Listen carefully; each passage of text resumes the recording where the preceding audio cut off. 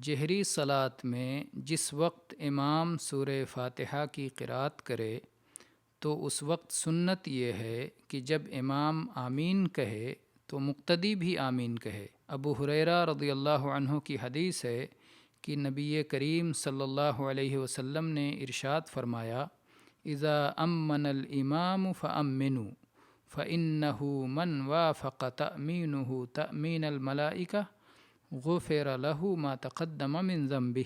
جب امام آمین کہے تو تم سب مقتدی آمین کہو، کیونکہ جس کا آمین کہنا فرشتوں کے آمین کہنے کے ساتھ ہوگا اس کے جملہ سابقہ گناہوں کی مغفرت کر دی جائے گی۔ یہ حدیث متفق علیہ ہے۔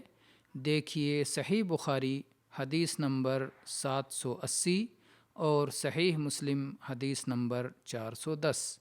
آمین کا معنی یہ ہے کہ اے اللہ قبول فرما لے۔